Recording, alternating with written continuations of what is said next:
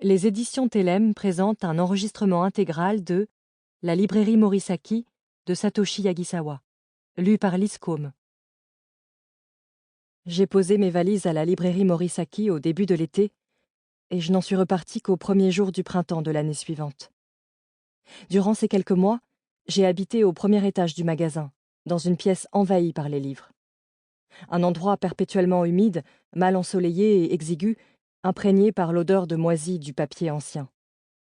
Pourtant, les jours passés à la librairie Morisaki resteront à jamais gravés dans ma mémoire. Puisque c'est là-bas que j'ai commencé à vivre réellement. Sans cette parenthèse, ma vie aurait été bien moins colorée, bien plus monotone, bien plus triste.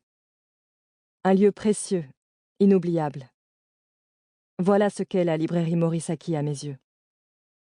Les souvenirs vivaces de ces moments tourbillonnent aujourd'hui encore derrière mes paupières. Un coup de tonnerre dans un ciel bleu. Non, en réalité, je n'aurais pas été plus surprise si des grenouilles étaient tombées du ciel. Car ce soir-là, Hideaki, l'homme que je fréquentais depuis près d'1 an, a tout à coup lancé « Je vais me marier ». Aussitôt, ma tête s'est remplie de points d'interrogation. Non pas « Et si on se mariait ?» Cette phrase, je l'aurais comprise sans problème. Ou même « J'ai envie de me marier ». Là encore, cela aurait eu du sens. Mais « Je vais me marier ?» C'était bien trop étrange. Le mariage était un serment qui sous-entendait l'accord des 2 parties impliquées. Sa façon d'en parler m'a donc paru tout sauf sensée. Et le ton qu'il avait employé, il n'aurait pas été plus léger et désinvolte s'il m'avait annoncé qu'il avait trouvé une pièce de 100 yens dans la rue. C'était un vendredi soir, à la mi-juin. Nous étions en train de dîner dans un restaurant italien de Shinjuku après notre journée de travail. L'établissement était situé au dernier étage d'un hôtel, un endroit que nous adorions tous les deux, car il offrait une vue imprenable sur les lumières et les néons de la ville.